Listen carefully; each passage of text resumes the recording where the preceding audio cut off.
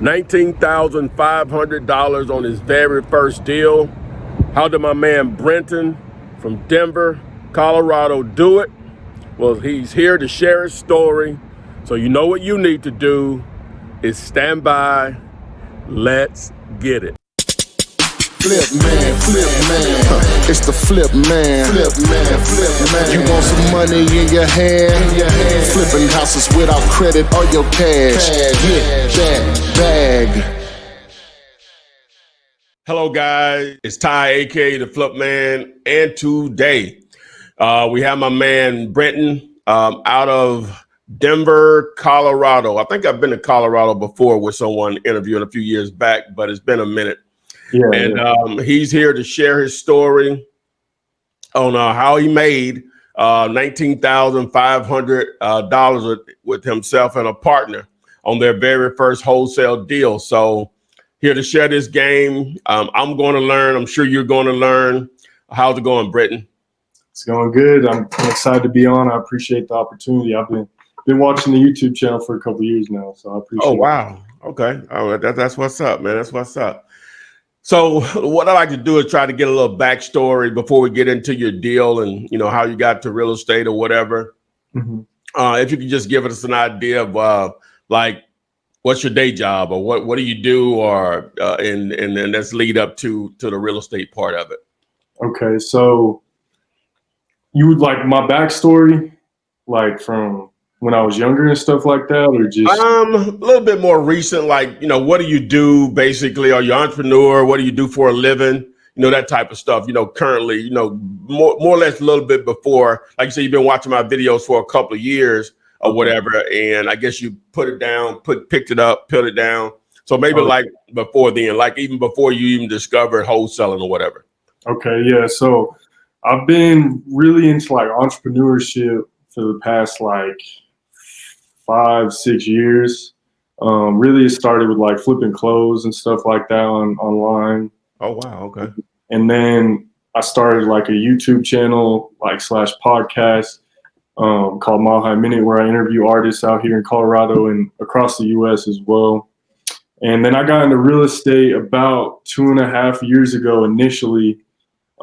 Just saw like the seminar stuff on the TV. I was at the gym one day. I seen some like seminar stuff on the TV, and then talked to my buddy Matt, who was interested in real estate as well, and we both just kind of started picking up wholesaling right there. Went to the seminar, and then just learning about it, doing research on YouTube and stuff like that. We were going hard for like 9 months, but it was tough at first because we had to go through a lot of the beginning stages of just learning and stuff like that, and then. You know, so we stopped for a little bit. Guys, guess what? I had to interrupt you, but it's here. The app, Dare You Later, aka PropStream, is now available for Apple and Android. This is a game changer. You've been asking for it. I've mentioned it a couple of times. The app is here. I know you can't really see anything here with the glare from my lights, but it is available. So if you already got it, all you got to do is just go to whatever device you have, whether it's Android or an Apple phone, iPhone or whatever, and download it from their app stores or Google Play or whatever. But if you did have it and you dropped it, you need to get it back. This is awesome. It is awesome, right? I've been waiting on it. I know you all have been waiting on it, so you got to get it. So the PropStream app is available. Please go to my site, dareyoulater.com, where you can get the 5-day free trial. Plus, we'll have a training video on this coming soon, probably within the next day or two after this video. It's going to show you all the great features that it offers. So again, you can get it now, guys. The app is available. Dare You Later, aka PropStream. Back to regular programming. I want to say like a year in between, and then picked it back up like 4 or 5 months ago and really just started going with it harder and more efficient this time around. So, yeah. I got you. So you all went hard for 9 months on the first go around without any deals, I'm assuming, or Right. did you have any? Okay. What were you doing specifically to on a day-to-day act? Well, let me ask you this. how much time were you putting into it on a day-to-day journey, and then what were you doing in those day-to-day activities? So at first it was like, all right, let's do this once a week. And then it like we meet up one day a week and like just really learn at first, just figure out how we were going to do this. And then like as we got more involved and like started to learn more about it, we started to do it on like a daily basis, doing different things. We were putting out bandit signs, going to the county looking for different lists, cold calling, door knocking, just a bunch of different marketing routes, really just trying to test different things and see kind of what worked best. Doing a lot of driving for dollars. We were kind of like all over the place with it, to be honest, at first. I got you. Were you all actually ever speaking with any sellers from those different methods that you were using to generate leads? Yeah. We were talking to some sellers, and we'd get some under contract, and like we'd get close on deals, but something would always fall through. It seemed like I feel like we just weren't experienced enough and didn't know enough about what we were doing at the time. I got you. So you couldn't recognize what an opportunity was or not. And then I guess from there, if you needed to make a counter offer or whatever. So it was difficult just to figure out what was a great deal, I guess what I'm asking. Yeah, basically. Yeah. It was tough to figure out like what was a really good deal. And I felt like we were we just weren't really smart enough to market right. You know what I'm saying? And we're really staying consistent with like the cold calling. You know, we were kind of all over the place, and I felt like we were spreading ourselves too thin, you know? I got you. Yeah. All right. So just out of curiosity, how many, number one, what did your bandit signs say? How many did you put out? And how long were they staying up? Most of them said just we buy homes, you know, the basic ones. Mm-hmm. And we would kind of mess around a little bit. What else was on there? Do you remember? We had a few lists like we buy crack houses. We bought trap houses, just kind of messing around. There's a couple different things. I can't really remember, but it was mostly along the we buy homes. I got you. Basic ones. Okay, cool. Put out for a couple weekends there, we would go out like midnight, put out like 50 to 100 each time, I would say. Probably did it like a good 5-6 times, I would say. And we would get some calls back, but we didn't make any deals on it at that time. Were most of them staying up over that weekend? Would you get 2-3 weeks out of the majority of them, or they were mostly coming down? It really depended on the area. So I remember Always. We did them in a couple different like suburbs. We were in North Glen. They took them down right away. Yeah, the cops called us on those ones. But then in like Denver and like Westminster, Thornton, like some of those areas, they were staying up for a couple weeks, even like months sometimes. It just depends. Wow. Oh, that's what you wanted right there. Okay, yes. Okay, boom. All right. So the bandit signs, you know, the thing there, some of it was working. And with any form of marketing, I always say this, you know, just have to be consistent and committed to it or whatever. And we're doing some testing. You see, you know, you could put them in some areas and they would come down the same day or the next day, and then other areas they're up months later. So that's easy to figure out where you need to compound. Just a tip out there for people that are watching this. So after those 9 months, you say, well, hey, we'll go back to, you know, we'll you know, this ain't working. You know what I'm saying? So let's focus our attention 100% on whatever else you were doing. So what sparked you to get back into it? So I remember after those first 9 months, we had spent a lot of money on like marketing, and we were both, you know, working, just really trying to build ourselves up, you know, and it was getting kind of tough on us mentally and financially at the time. So we were just like, yo, maybe we should.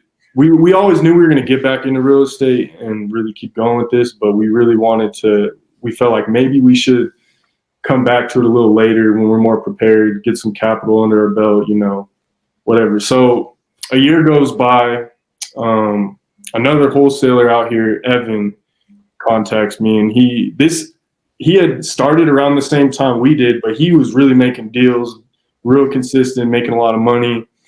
He contacts me and he's like, hey, I'm looking for acquisition managers, and I know you can do this. Just really like believing and like had a lot of confidence in me and stuff like that.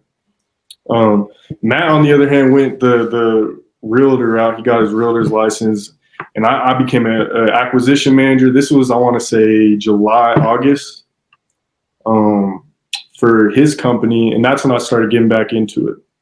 And he kind of just presented the opportunity to me, and I was like, you know what? Why don't I go learn under someone else's belt first? Because we were trying to hop on it ourselves and start the business from the ground up without any real, like, what would you say, peers, I guess, would be for like mentor coaching or anything. Yeah, correct. So this time I was like, you know what, maybe if I have someone who's really like teaching me how to do this and I just take a percentage of the deal or what have you, then it'll be successful this time around. So I started working with him. Things didn't work out at first. I was kind of being lazy at first again, I'm not gonna lie. But then, so he let me go from that company. But then I seen my buddy Christian, but we had already been talking. He has another wholesaling company. He's done a couple deals, and I was kind of motivated at this point because once Evan let me go, I was like, hey, like, can I join? Like, can I help work with you? You know what I'm saying? I'm really motivated. I want to make this happen. I got a lot of different whys. So started working with Christian, and then it's been up ever since. All right, boom. All right. Okay, so so when you all started to pursue it on your own, we'll go ahead and get into this first deal. Yeah. So how did this $19,500 bag come about? So it was crazy. This property is right down the street from Christian's office, where I had been coming to and where I'm at right now to make cold calls and stuff like that. The property's right down the street, and I just kept driving by it, and I was like looking at it, and I was like, it had boarded up windows, the typical, like, oh yeah, that looked messed up, and you're like, I was like, why don't I give him a call? You know what I'm saying? It's worth a shot. At this time we were really focused on virtual wholesaling, but it was local. I was like, why don't I just give him a call? So wrote down the address, went on fast people search, called him, first call answered, and I just started talking to him there, and I said, hey, can I come walk the property? He met me there that same day within like 20 minutes. I told him, hey, I'm right down the street, like I can come meet you right now. So met at the house like literally 20-30 minutes after I called him, and we just started kind of talking there. I started taking pictures of the property, and I said, hey, I'm gonna call you back with an offer. I hadn't done enough research on the area and stuff like that to make an offer right then and there. But yeah, I did my research and made an offer, I want to say that same day. Okay, so just to get an idea, what type of neighborhood was this? Was it a B, C, A, D? What type of neighborhood?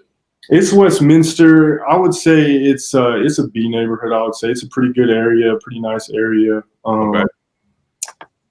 Definitely, they're not like mansions or anything crazy, but I would say it's like a B neighborhood, pretty nice, standard houses. You don't see too many houses with like boarded up windows in this area.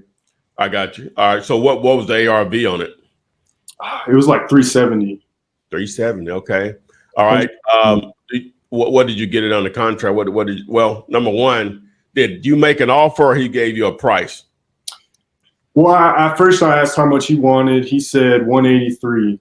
Oh, and wow. Okay. Well, at least he starts low and he's realistic with the property and the condition and stuff like that. Yeah. And I really was, I offered him 178. That's what I got under contract for. I was really trying to go a little lower because it was there's a huge rehab. There's a lot of work that needed to be done. So I was really trying to see if I can go lower to make it like a real deal to my cash buyers and stuff. But I got under contract at 178. I felt pretty confident at 178. Okay. All right. So did you remember the square footage? Was it a fairly large house or? I want to say it was around 1,500 square footage. Could have been a little less. Could have been a little smaller. Right. It was pretty average for the neighborhood. It wasn't too big or too small. I got you. I got you. Okay, so how did you, as far as the contract process, how did you get that to him and him getting it signed or whatever? How did you handle that part of it? So, we were just kind of talking over the phone. I threw him my offer. He really didn't want to go lower than 183 because he said he had already kind of put some money into it. Mm. I think he said he put like 38,000 and he bought it for 140. Supposedly he said he put 38,000. So I was like, okay, I'm thinking, say he put 38,000, maybe he can work it out at 178 to at least, get his money back if he did put 38,000. So through that offer, through DocuSign, I wrote it up on Google Docs, but yeah, sent it over through DocuSign. Got it signed, I want to say, within 24 hours for sure. He signed it pretty fast. He was also a contractor, so he seemed like he knew what he was doing as far as like the rehab and stuff like that as well. But yeah, I sent it over through DocuSign, signed it within like 24 hours. Oh, okay. All right, cool. What contract did you use? It was just a purchase and sale agreement, signable, obviously. I think we got it from Jerry Norton. Okay. I believe that's who the contract was based off of. I got you. Where Christian got the contract, yeah. Okay, so now you have a contract signed. You use DocuSign, you use technology. As I always try to preach to people. Yeah. And so now what was your next step? So at this point, I put together a little marketing sheet, what I do for all my buyers. I throw the comps on there, the ARV, a rehab rough estimate, the photos, and like my email and contact information. I put it on a little document, and then I start sending it out to my buyers. Usually I hit my my first like main couple buyers who I have a good connect with, good contact with. And then I also went ahead and started posting on like Facebook groups and like Craigslist and stuff like that. And started calling realtors in the area and stuff like that, and just kind of exhausting all my options as far as buyers go. I got you. Okay. All right. So as far as number one, whenever you went out to the property before you even put it in the contract, did you take photos, video, anything like that, or how did you handle that part of it? So the first day we met, I took photos. He let me take photos so I could, send them out to the buyers, obviously. So yeah, I got all the photos I needed inside, outside that day. I met with him the first time. I got you. Okay. So now you're marketing the property. Who stepped forward, and since it was vacant, how did you set up access to the property when someone wanted to see it? Yeah, that was an interesting part. So at first I walked it with a couple of my main buyers who I've been talking to about real estate the past couple of years. It was like 3 or 4 different people. And I just met them at the property. The house was vacant and there was no lock on it. So you could just walk in. Oh, wow. That's great. Okay. Yeah. But the first couple buyers I walked it with were just like, I don't know if we can make a deal on this. It seems like.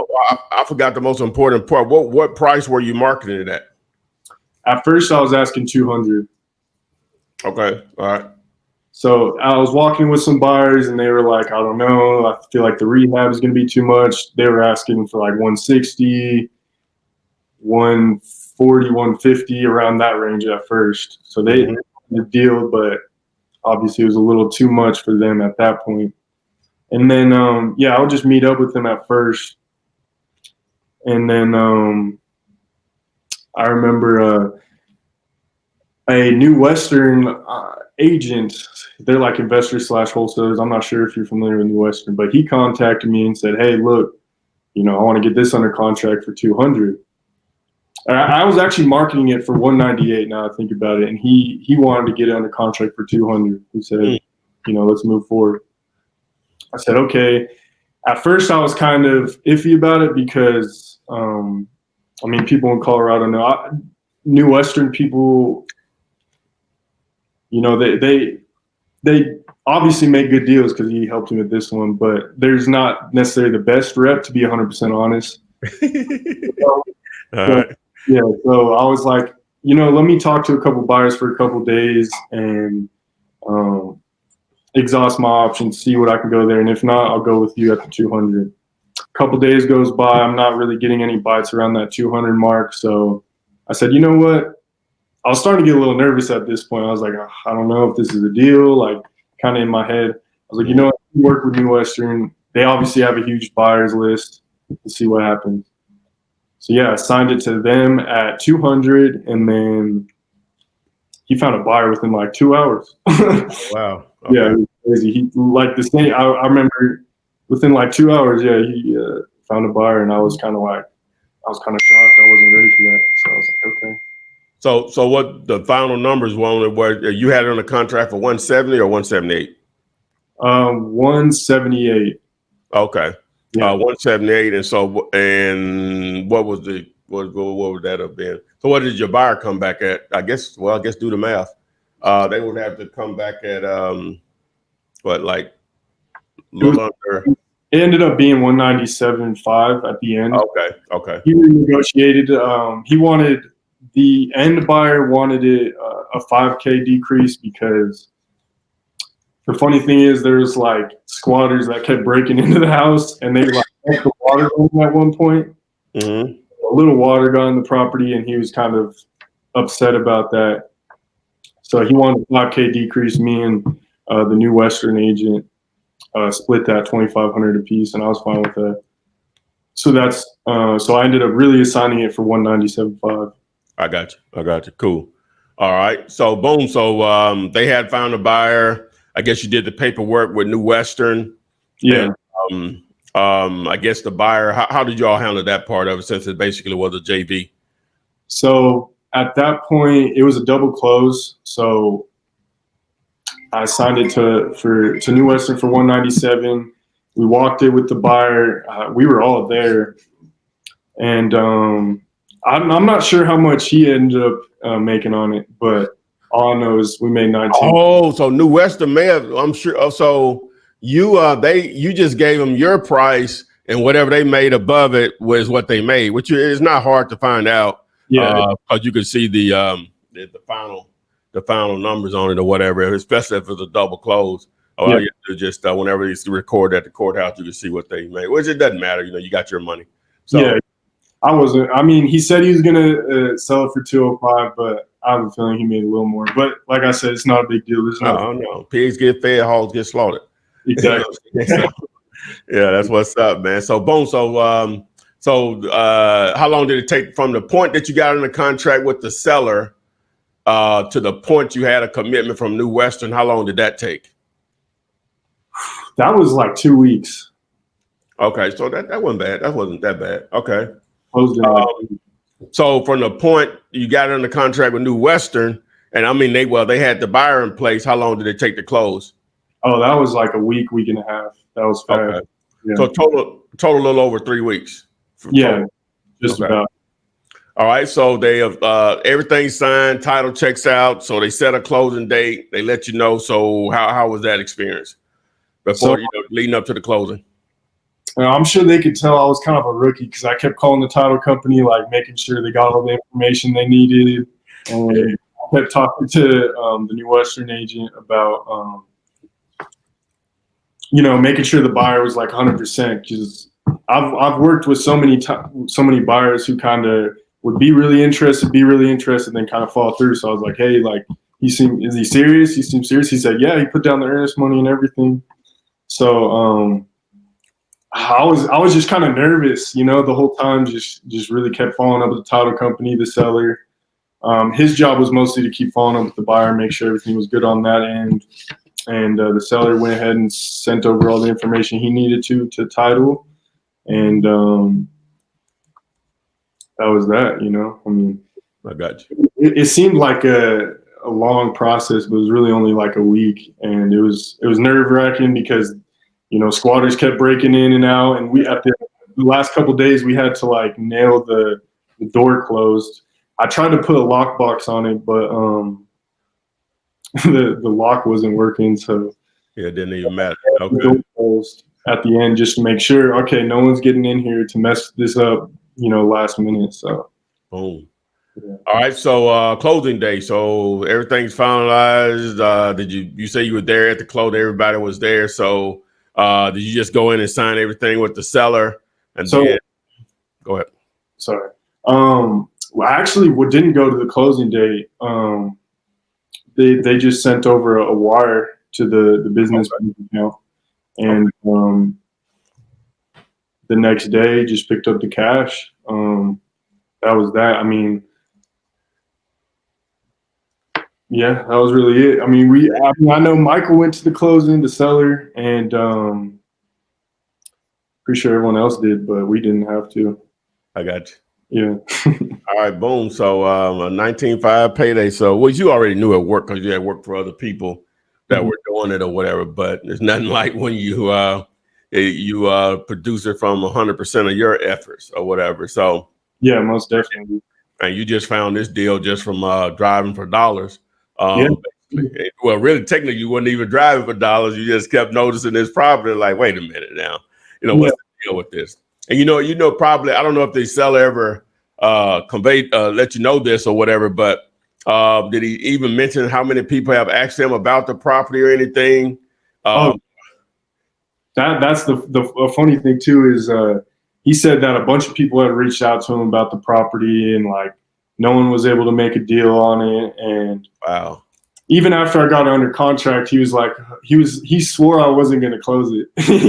Wow. I was going to get it closed. Yeah, So, that's the thing about it, man. That's why people say, well, if everybody's buying the same list, blah blah blah, but this one word, timing. Just because I called him at 12 noon, 3 hours later, his wife told him she don't want him anymore. You know what I'm saying? So now you may need to liquidate this real estate before it's a part of the divorce. So it's just the timing of it, whatever. So man, yeah, you guys closed your first deal, man. Well, what's next for you? So we closed another small deal in Memphis. Oh, really? Just a quick $500. It was nothing crazy, just because they're back on tax and stuff like that. So we've really been working a lot virtually, to be honest, like Memphis, Baltimore, Texas, and stuff like that. And just calling using Phone Burner. I really like Phone Burner and PropStream. And I got a couple more. I got 2 under contract right now in Memphis. I'm trying to move. And just got a couple more on the way. So really just going to keep working, keep the I can't just settle at one, you know what I'm saying? Like I'm really trying to. Of course. No. You need to have as many deals working as human possibly. You know what I'm saying? Because they're not all going to work out. Anybody tell you anything different, they're lying to you. Yeah. All right. But you want the majority to work out. So you all hadn't started trying to do text messaging? We have a little bit. I think we use Text Magic, and we've gotten some good responses on there, but we need to get back into that. We've really just been cold calling. Yeah, trust me. If not to toot my horn here, but I'm going to toot it. When we finish doing this, when you got time, just go to YouTube, do a search for Flip Man Text to Flip. That'll change your entire outlook on the text messaging side of it. The response rate is a minimum of 3 times better than cold calling. A minimum of 3 times better. No, I seen you talking about on the Instagram Live, and I was talking to Christian about that because we had already been texting people, but we kind of stopped for a little bit. So I really want to get back on that for sure. Yeah, it's a proper way to do it, and a platform that's catered specifically for wholesalers or investors in general, but mainly wholesalers or whatever. So, but just check it out though, man. Well, Brenton, man, I'm really glad you reached out to me on Instagram, man. You sent me a screenshot of your HUD-1. That's basically the invoice whenever you do a real estate transaction to show who sold what, who gets paid what check is picked up. So that 19.5 was right there on the HUD-1. So man, anything you want to share with individuals that may be starting out, because your journey wasn't just straight learning about it and then picking up a check 30 days later. That was my experience, but your experience is probably more common with most people where you started out, put it down, you know, picked it back up, check fell in your hand. So or whatever, anything you want to share with people that may be struggling or thinking about doing this or whatever. I would just say, you know, stay consistent and believe in yourself is like the biggest things. You know, it's really easy to like not believe in yourself and get down on yourself in this business because it's tough. You know what I'm saying? It's not for everyone, but if you stay consistent, keep working, you can make it happen. And like you said, you know, you go on YouTube and there's a lot of people who do make deals happen quick. You know, you, Max Maxwell, etc. There's a lot of people. But the reality of the situation is, you know, it's not going to happen like that for everyone. And if you just stay consistent, keep working and believe in yourself, like you can make it happen. You know, that's really that, you know. Oh, boom. That's what's up, man. Again, I really appreciate you, man. Spending your afternoon with us to share and help me and others with your journey. And guys, thanks for watching this particular video. As I like to always say, we'll see you on the flip side. Thank you. I really appreciate the opportunity. And never give up. Never give up, man. Boom. That's what's up, man. Thanks again, Brenton. No problem. Have a good one. Yes, sir. Flip man, it's the flip man. You want some money in your hand? Flipping houses without credit or your cash. Get that bag.